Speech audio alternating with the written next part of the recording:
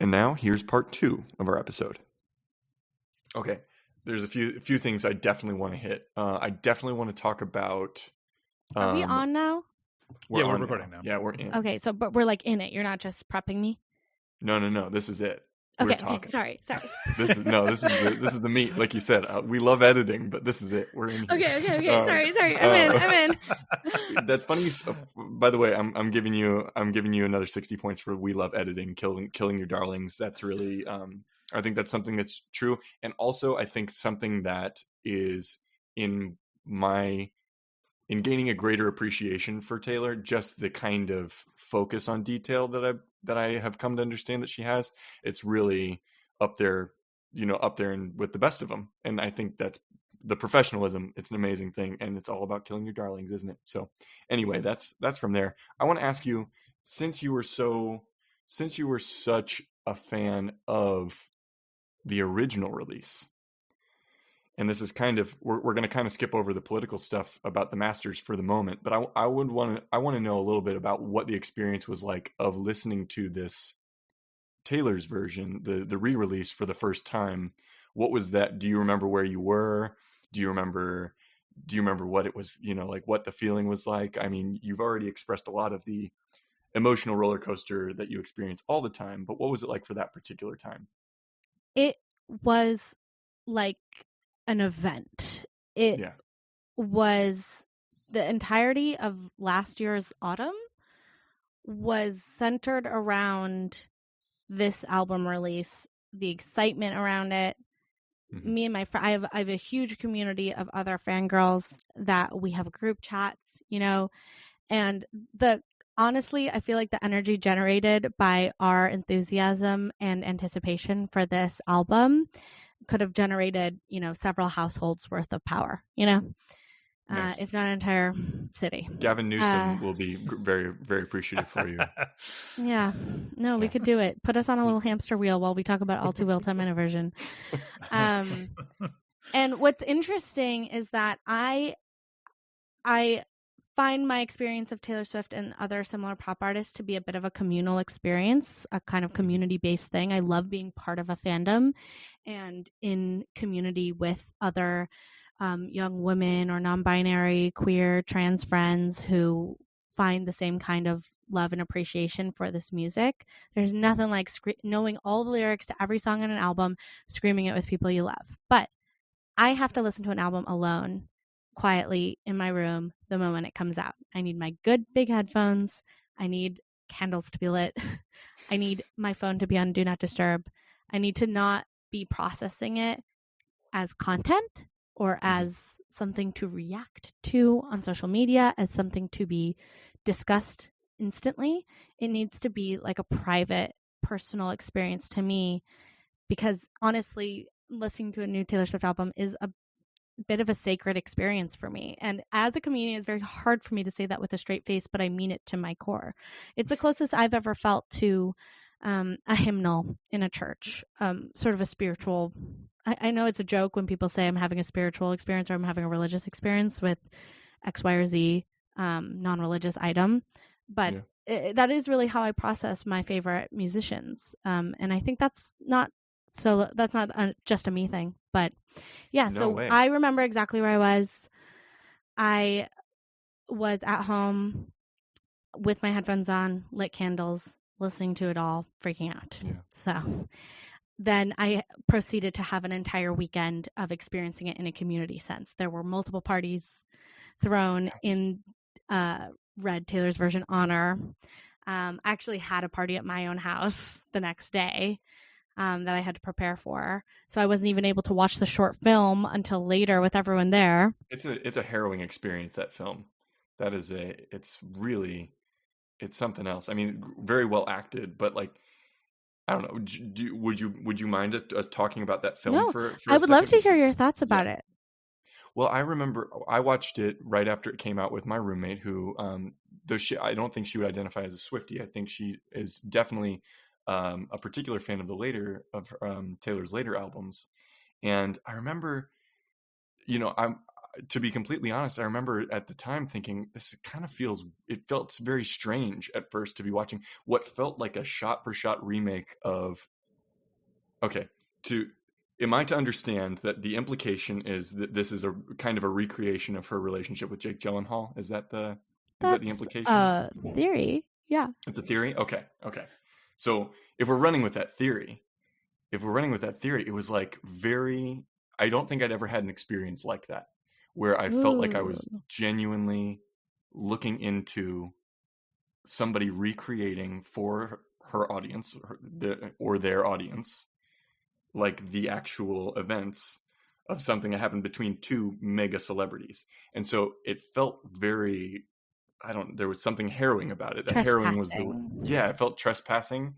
And then I sort of said that to my roommate, and she was like, "Well, why do you feel that way? Why can't she tell the story?" And it wasn't that I felt like she can't tell the story. It was just that I felt like I had never experienced somebody so specifically recreating the events that had happened between them before. And I think that's just because they're gigantic celebrities. I don't know. How did it strike you? I find that really, really interesting and a valuable thing to hear from you, Tyler. But that wasn't my experience of it.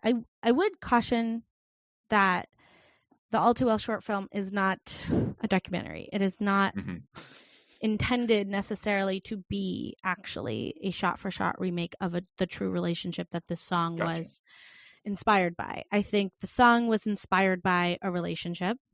And I think that the film was inspired by a song. And that the world in the film is very much of the spirit, if not the letter of the law of what happened. Do you know what I mean? Yeah, totally. We'll never know. It just felt so real. We'll never know if certain scenes in that film are harrowingly specifically exactly what happened. And I frankly doubt that they are. I'm also a writer. I've written things based on my personal experience. I'm always tweaking and twisting and editing to make it the most compelling story to tell the feeling that I have or the thought or the opinion that I'm trying to get across, right?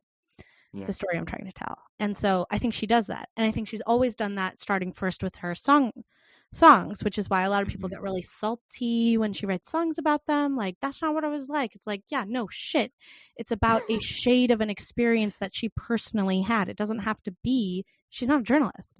It doesn't have to be an exact replication of what happened. And so I would just say that I don't think the film is an exact replication, but the fact that it gave you that feeling is kind of cool, right? It was. It felt journalistic, I think, is maybe what I was experiencing, was like this felt so real. It felt so journalistic that I was like, didn't even know how to react.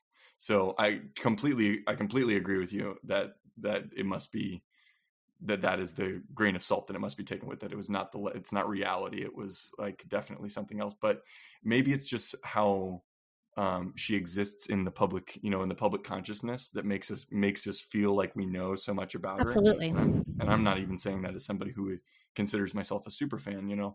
That is, it makes for a different kind of experience, if that makes sense. Yeah. Well, I touched on this before, but there is a larger Taylor Swift cinematic universe. The red scarf is very much part of that. Autumn colors are part of that. There's a lot of things that are very distinctly Swiftian, if you will. And so the way that she is consumed and perceived by the general public is something that she tends to be hyper aware of and plays into and plays with. It was a marketing strategy in the beginning, and but it's not like she can turn it off, because she can't stop writing songs about experiences that she's had. But will we ever know exactly what's what and who's who and the truth of it all? Well, just ask the Gaylors. Maybe we know nothing, but it's cool. It's fun. It lends itself to so much discussion and so much deep, close reading of her lyrics and her music to find all the threads of what could be, what could not be, both on like a celebrity level and on an artistic, emotional level. We use some of the gossip that we've heard and the tabloid stories to try to flesh out a world that we don't have access to. It's really fun.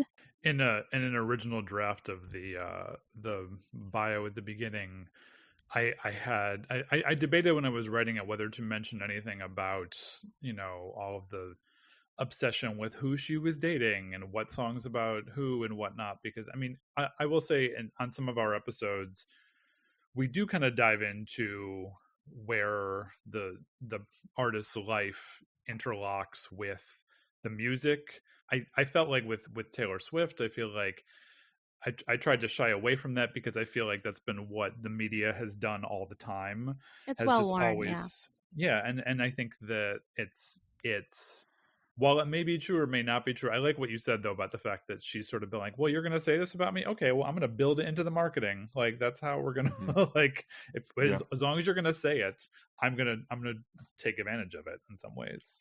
Yeah, and I do think it's interesting to note that writing songs based off of your personal relationships is not original to Taylor Swift. No, This is exactly. This is a long time, possibly as old as time, as old as human beings are making art. They are creating art based off of human interactions they've had and relationships and people. Yeah, and that's usually the better art. Usually, the better art comes from that. Yeah, people act like she's the first person to write about an ex. And then there was this whole trend in last year, 2021, when this album came out, of people being like, wow, a 31-year-old woman still caught up on a relationship that lasted 3 months in 2011. It was very much this complete disconnect of what the re-recordings were, what it meant that people were talking about Jake Gyllenhaal again, that none of this has to do with Taylor Swift personally being some crazy ex-girlfriend or whatever. But I don't know. It definitely just speaks to the double standards and the weird narratives that happen to particularly female artists. 100%, and I do think that she is treading new ground with it too, because she has come up in a time where she's basically grown up with social media. Like she has come of age with our use of that. So it doesn't surprise me that we are, especially male listeners and listeners who don't identify as super fans, that they have these opinions that are kind of like influenced by what they think her life is. And it's really just like, well, all your favorite artists were doing that anyway. Just like you were saying, all of your favorite artists have been doing this anyway. We just know more about her, or we feel like we know more about her. I can't believe Paul McCartney is still performing songs about a girl he dated when he was like 40 years ago. He needs to grow up. Yeah. What a cuck. Oh my God, that Paul McCartney. He never went anywhere. Yeah. I saw him live at Dodger Stadium. It was awesome. Oh, that's a great place to see Paul McCartney. So cool. It was like 4 years ago or something like that. It was awesome. I have to confess something. As I have listened to this album, I'm just gonna come right out and say it. Like, she's not my thing. Like, it's not. It's just, like, as I listen to the music, I realize that there's a specific, not even genre, but there's something that's not present in this music that is present in the music that speaks to me. I realize I'm, just one person here, and as we often say on this podcast, we're not here to yuck anyone's yum. What I would love to know, though, I would love to hear from you. What is it that you think distinguishes Taylor Swift from other artists? What would you say to someone like me who I'm never gonna, at least I don't think I'm gonna form any sort of emotional attachment to the music, just because it's just like, the way I'm programmed, I guess. But like, what can you say to me to get me to understand more, like, what the sort of I don't know, what am I trying to say here? What the genius is about her. The fact that she has such staying power. Like, I recognize that she speaks to millions, possibly even a billion people. I don't know how far across the globe she goes. I recognize I'm kind of in the minority on this one. So like, I'm just wondering, like, what is it that you think has made her take off so much and speak to so many people? Well, there's a couple questions in there. What has made her take off? That's a multi-layered conversation about access, privilege, marketing, business strategy, being a young, thin white woman, and all of that would never have happened without the core element of her being an incredibly gifted songwriter. She wasn't even a particularly good singer until, like 5 or 6 years ago. So even when she was beginning, she wasn't even that good at singing. She became who she was based on a combination of all those things I just said. But none of that would have happened, or not nearly to the extent that it did, if she didn't have songwriting chops. I think Taylor Swift, beyond any other moniker she has, celebrity, pop star, director, actress, whatever. I mean, in some ways, maybe even like sort of style maven. She sort of established like a very much a woman about time. At the core of all of that is she's a songwriter. So what is the thing about Taylor Swift that she does better than everyone else? It's songwriting. And I mean that from a very core level of the craft of what it means to be a songwriter. So I'm coming from, for her particularly, a lyrics side, which I think is part of the reason why I identify with so much. I've always been a big music fan. I've always liked a wide variety of musicians, but I don't know fuck all about music. I know I'm a writer. I know words. I know how they make me feel. And I know that the melody and the instrumentation assist that. But what I want to hear and what I will connect with and understand more is words. And what she can do better than almost anyone else is turn a goddamn phrase. Okay. She is sort of famous for keeping her melodies and her production relatively simple. She is she's sort of known for keeping her melodies and instrumentation uncomplicated. And maybe it gets more complicated later on. There's some really kooky, wild stuff that happens on Evermore with the National producing Aaron Dessner. And obviously she does some bombastic stuff on Reputation, and which starts with Red and pop production. But for the most part, every decision that's made on the production side is built to serve the lyrics and the story. And I'm not saying that she's the first good writer that's ever been in music. I would never say that. And I'm not saying that is that no one comes close to her. There are so many good writers. I'm a huge fan of Fiona Apple. But I would say that things that may not be catching you while you're listening to this in preparation for this podcast and deciding that she's not your thing, first of all, obviously, that's fine. You're not really her target demo, right? Understand, yeah. It's quite possible that while you've had shades of experiences that she writes on, you have not had the experience that so many of her young female, queer, non-binary fans have had, that feels like she's writing exactly straight out of our diary, that she's writing our exact live experience and putting it into words in a way that we could never speak of. There's a large chance that you may listen to a song like We Are Never Ever Getting Back Together, and you've never had that gossipy phone call with a friend where you claim to never do it, but maybe do, but then you don't, that exhaustion of a really adolescent style of teenage back and forth. It's possible that you didn't have that, and maybe that's why that doesn't grab you. Michael? Yes. I would say you have not found your Taylor Swift song. Genuinely, I believe that if I were able to have a coffee with you and sit down and talk about your loves, what music moves you, what songs have affected you, I could go through her discography and find at the very least one song that moved you to, if not tears, that bone deep, skin pimpling emotional resonance. I think she has the capability to do that to almost every person on the planet, given the right song. There's a lot of people who get tripped up on certain elements of her production or the packaging or the image or whatever. But when you really break it down, her songwriting is rock solid. And I am finding new things in her lyrics to this day, and I have been a super fan who listens to her frequently and revisits albums so often. It really lends itself to a close reading lens for an English major that is just lovely. But yeah, that's my argument for what she does better than anyone else. And I would think she's one of the best songwriters of all time. 3 million points for her songwriting being rock solid.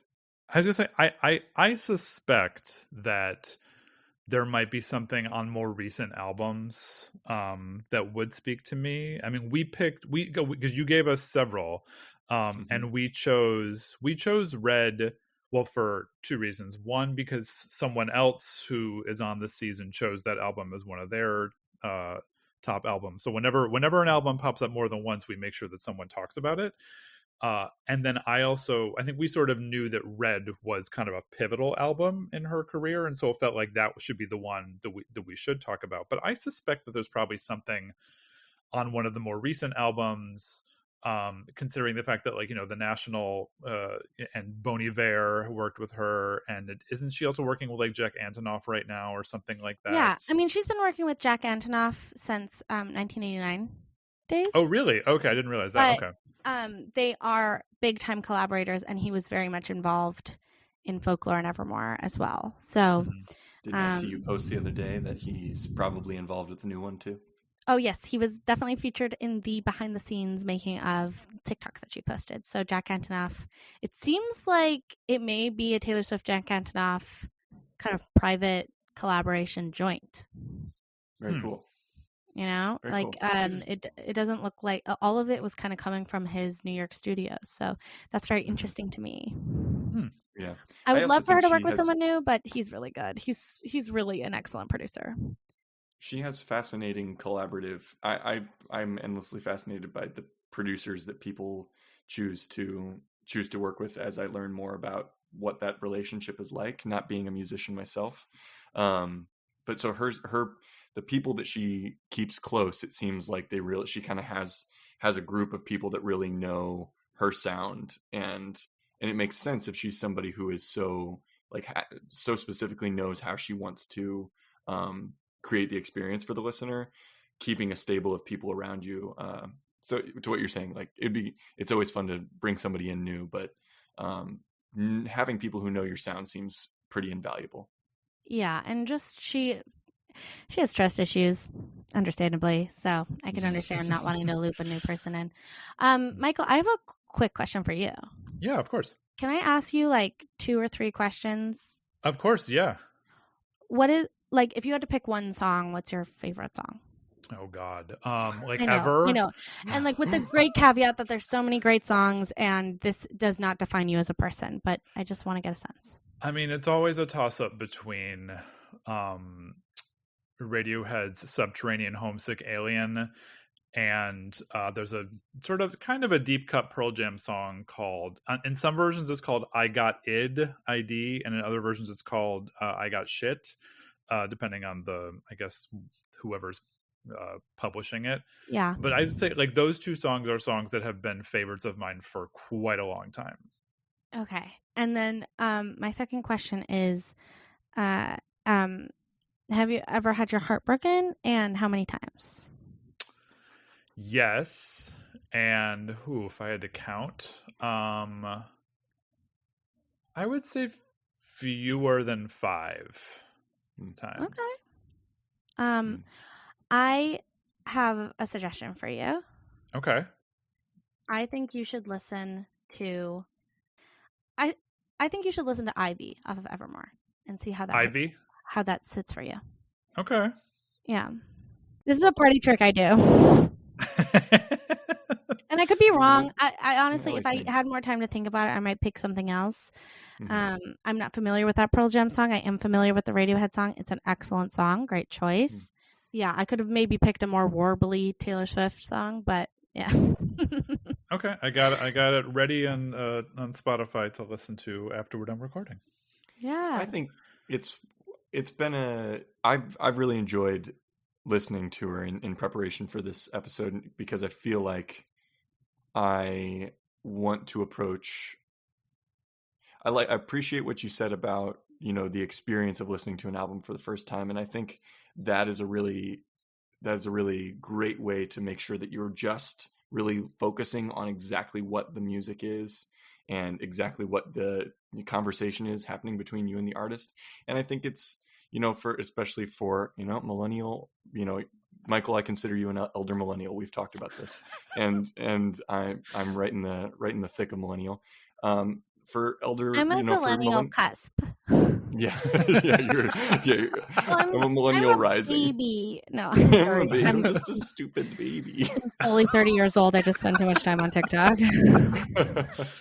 But what I was going to say is that I think for guys around my age, it's really easy for us to judge Taylor by the cover on the book, and it's something I strive not to do in any, and in any sector in my life. But particularly with her, it's like there is so much, when you realize that there's going to be so much judgment of a woman who is powerful and is leveraging her power for, to reach a wide audience. I think that coming back to the songwriting is a really, I think it's really great take on it, and just focusing on that and remembering that is at the core of what she does is something that is probably a decent reminder for every artist that we discuss on this podcast. And for honestly, from the casual listener to every fan of Taylor Swift, kind of remembering that we're here for her songwriting. Mm-hmm. And that is what I'm here for. And I think what most people are here for, beyond any kind of the trappings of celebrity and fame and glamour and luxury and these sort of unreal lifestyle plot lines that she's had, falling in and out of love with these famous, beautiful men and maybe even a woman or two. We don't know. Let's hope so. Yeah. That would be cool. Yeah. And she dated a Kennedy, you know what, right? Michael? You should listen to Hoax off of Folklore. Sorry. Okay. She did a Kennedy for a second, but she was really obsessed with the Kennedys for a minute, and that does show up on the Red album, for better or for worse. But, the fact of the matter is that her, as much as it has benefited her, the marketing, the lore, the gossip, the celebrity, a lot of people go into listening to a Taylor Swift album and they cannot separate it from the fact that this is Taylor Swift on an album. And I do think the Taylor Swift of it all is a core fundamental part of when you're listening to Taylor Swift's music. Like, I can't really put her on in the background when I'm trying to get stuff done. Listening to Taylor Swift is the thing that I'm doing when I'm listening to her, right? And maybe that's what Michael's reacting to negatively. I will say that is a true thing about her. I think she's best to listen to in the car when you're really in it and in her world. It's not atmospheric. It's not a mood setter, in my opinion. Taylor Swift is like almost listening to an audiobook, I would say, the type of engagement I think you would ideally preferentially have with it. Yeah, that makes sense. Yeah, and maybe that's not for everyone in terms of ways of listening to music and having it affect you. You get 99 points for saying it's like listening to an audiobook. Thanks. Yeah. All Too Well 10-minute version is definitely audiobook-esque. There are chapters. Yes, definitely. I also think that this is just kind of like an ongoing conversation. There's something about we're always working towards we're always trying to separate artists from this part of themselves and that part of themselves, and like what an exhausting exercise. What an exhausting exercise when ultimately it's like, let's come back to the music, baby. Back to music. Yeah. So, Ellie, this has been a unique episode for us, and I think you have brought a lot of great things to the floor, and your case for why this album is special and why this album is perfect and why this album is important, I think has been weaved all the way through it. We could talk for hours about this, but for now, let's just go to the scoreboard and see how you did, shall we? You good? Yep. Okay, cool. I'm nervous. I hate grades. I didn't even finish college. The grades are so important here. But spoiler alert, you did great.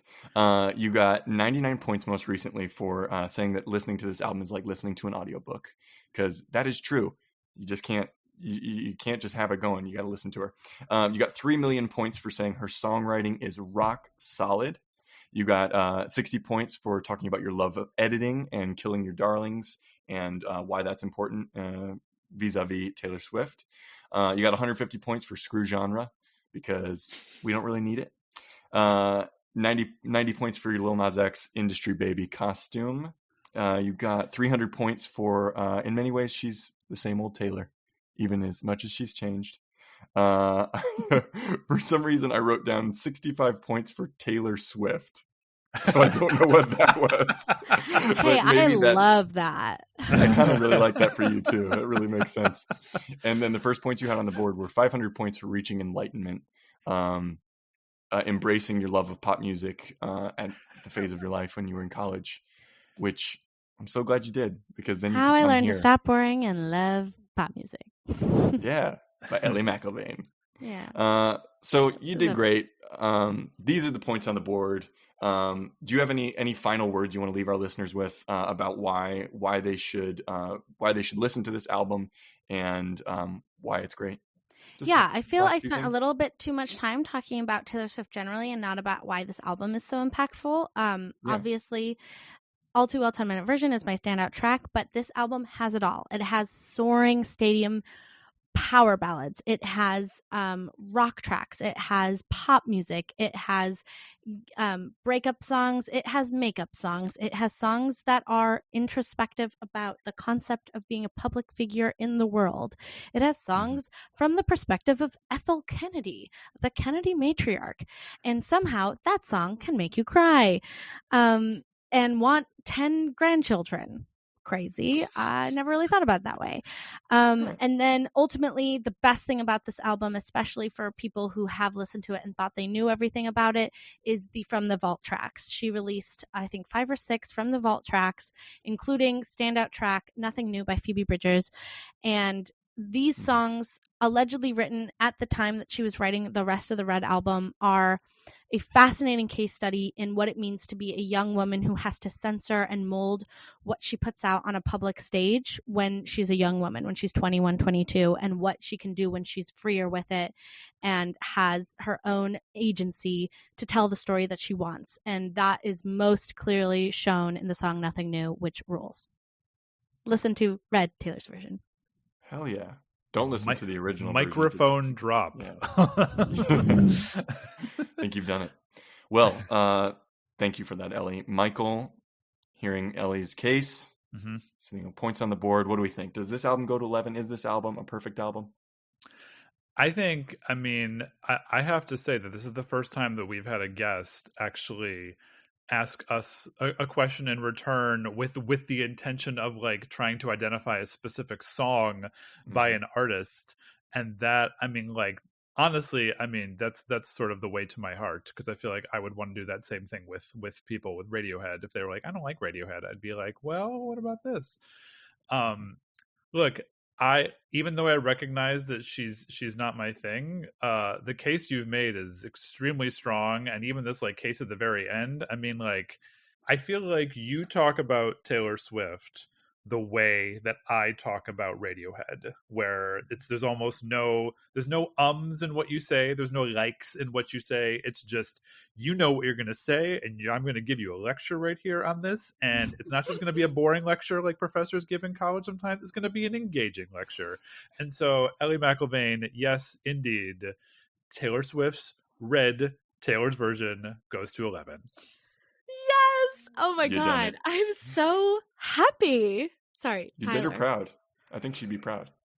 Thank you. And I hope I made Mother proud.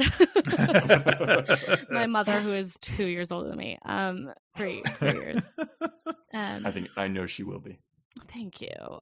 So for our standout track, we chose Red, and it's for a couple reasons. Obviously, it's the title track on the album, so it's a good thing to play us out on. But I also think there is a bit of that country inflection in there.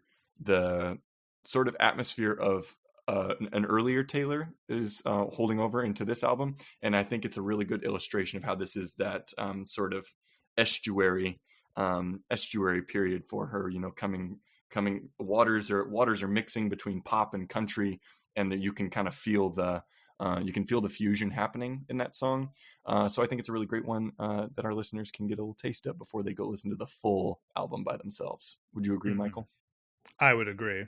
Ellie, you have anything to contribute about that song? User warning: do not drive a new Maserati down a dead-end street. That's a fast way to heaven, baby. Yeah, it's a bad or idea. hell, depending on what you've been up to. Oh, I think that's a great choice. It is a true stadium anthem banger. I love listening to it in the car. I love the way that she sort of simplifies the use of color. And there are some sneaky cool lyrics in there too. I don't always pick it as the ones that I go back to as a super fan, because there's other songs that I like to really pick at the lyrics. But I was actually listening to it earlier today in preparation for this, and there were a few lines in that song that I hadn't thought about as closely that really affected me. So I love that song.